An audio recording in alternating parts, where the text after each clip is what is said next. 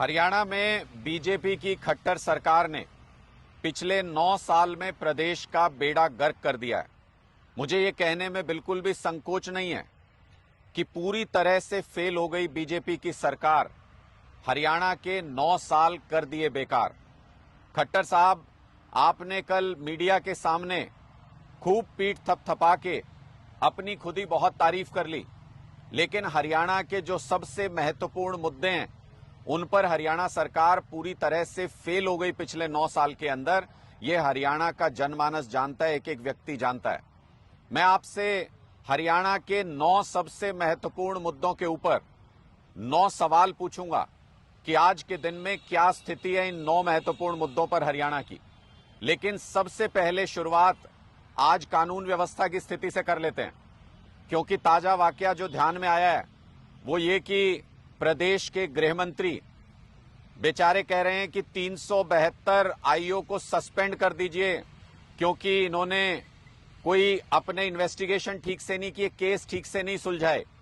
372 IO को suspend करने का गृह मंत्री आदेश देते हैं, लेकिन दुर्भाग्य देखिए, हरियाणा में कानून व्यवस्था की स्थिति देखिए, सरकार की स्थिति देखिए कि 72 घंटे बीत जाने के बाद भी एक भी आईओ को सस्पेंड नहीं किया पुलिस विभाग ने।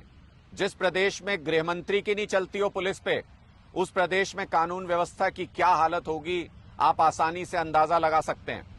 उसके बाद गृह मंत्री ने वायरलेस पे भी खूब जोर जोर से बोल के अपने अधिकारियों को यह कह लिया कि मुझे आज शाम तक आदेश चाहिए इन 372 अधिकारियों के सस्पेंशन का। अभी तक तो उस पे भी कोई अमल होता हुआ नजर नहीं आ रहा है। यहां सरकार का इकबाल कैसा है, जिस प्रदेश में गृह मंत्री की नहीं चलती हो पुलिस विभाग पे, जिस प्रदेश में पुलिस गृह मंत्री की नहीं सुनने को तैयार हो, वहां पे कानून व्यवस्था की स्थिति की हालत का अंदाजा आप आसानी से लगा सकते हैं। खट्टर साहब, केंद्र सरकार की रिपोर्ट है कि हरियाणा रहने के लिहाज से, सुरक्षा के लिहाज से, नागरिक सुरक्षा के लिहाज से पूरे देश में सबसे असुरक्षित जगह है। नागरिकों के रहने के लिए सबसे असुरक्षित जगह बन चुका है हरियाणा आपके राज्य में। इससे आप अंदाजा लगाइए कि कानून व्यवस्था की क्या स्थिति है। हरियाणा में महिलाओं के खिलाफ अपराध के मामले लगातार बढ़ते जा रहे हैं, रेप के मामले लगातार बढ़ रहे हैं, महिलाओं के खिलाफ बाकी अपराध लगातार बढ़ रहे हैं। और ये सब आपके कारण है खट्टर साहब। जब आपने अपने एक मंत्री को, जिसके ऊपर महिला से छेड़छाड़ का आरोप है, गलत व्यवहार का आरोप है, चार्जशीट फाइल हो चुकी है, सबूत जांचने के बाद पुलिस ने चार्जशीट फाइल कर दी कोर्ट में, उसके बावजूद आप विधानसभा में टेबल थपथपा के कहते हैं नहीं हटाऊंगा, इस मंत्री को नहीं हटाऊंगा। ऐसे व्यक्ति को आपने मंत्री बना के अपने मंत्रिमंडल में रखा हुआ है।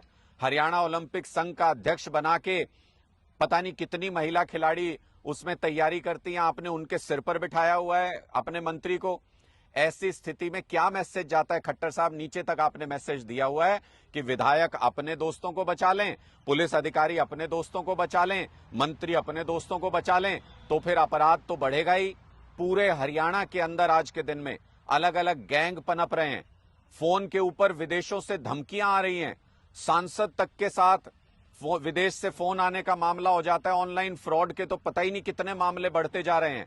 पूरे हरियाणा में कानून व्यवस्था की स्थिति आज के दिन में बहुत लचर है, और ये सिर्फ इसलिए है क्योंकि लोगों को जात के नाम पे, धर्म के नाम पे लोगों के दिलों को बांटने का काम खुद भारतीय जनता पार्टी, खुद आपकी सरकार के लोग करते हैं। हमने पूरे हरियाणा के अंदर जातिगत माहौल बदलते हुए देखा आपके राज में।